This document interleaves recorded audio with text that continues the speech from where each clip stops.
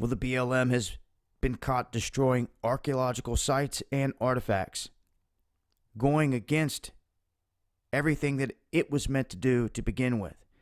Now, the BLM keeps getting brought up here time and time again, but right now they're in violation of their own federal laws and regulations. And this is going down in Utah, and Utah has some history here, a unique history in regards to their state, how they've been fighting against different agencies, how much government land is owned there. And the ranchers have sued the BLM. The BLM has conducted raids across Utah. There's been federal lawsuits in the state of Utah over all this. And it goes beyond just one site. There's many different sites. And what they've done here is they have gone against everything that they were put in place to do, which was supposedly to protect these areas, which I think that has been abused as well. Labeling all these areas national parks, I can understand protecting areas, but it's more than that. It seems to just be staking a claim on it, making it a World Heritage Site, which means it would be controlled by the UN. You see, like Mammoth Cave in Kentucky and other big parks that they just stake a claim to. You see, just in Mammoth Cave, it's a national park. Even though it goes underground, you still cannot even fly over the woods above it because it's a national park. And if you ever wanted to go looking for your true history, you're going to get in trouble, and you're going to get fined $10,000, a year imprisonment. And if it's worth any more than $500, you're going to get double that. And then it starts at $100,000 for a second offense. Just because the water lines dropped on the creeks, and you were down there doing some digging, and you found some artifacts down there in California. What happened to it, man? Dug some stuff up. Was like, wow. Went and showed some people, went to see what it was, take it to some experts, and then he got in trouble.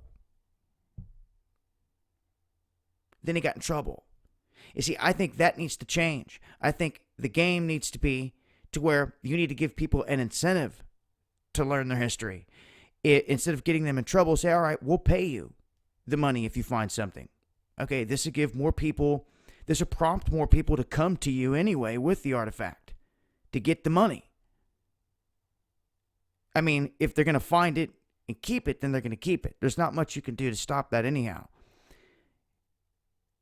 But the point here is the BLM is supposed to be protecting these lands, and what they've done is they've completely demolished roads or earth to lay down roads, fresh roads with pavement. They're building campsites and campgrounds, and what they're doing is they're not excavating these areas.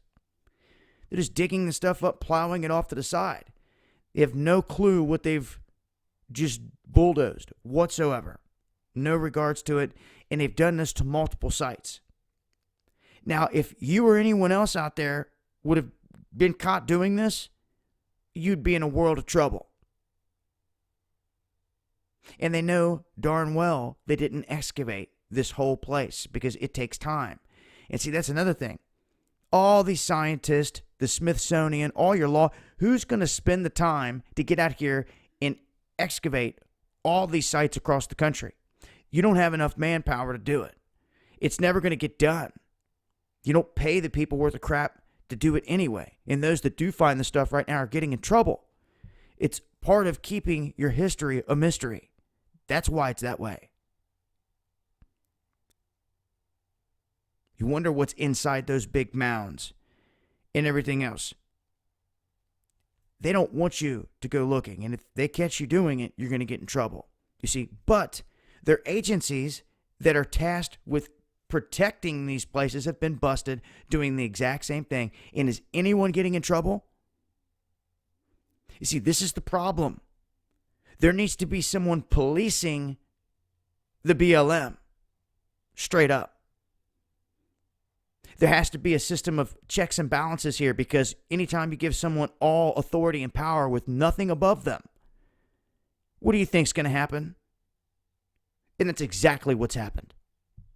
And going to continue to happen till the people come forth with a group and find a way to check this with oversight. The power is within the states, and that's what Utah's been doing for some time, is waging this battle.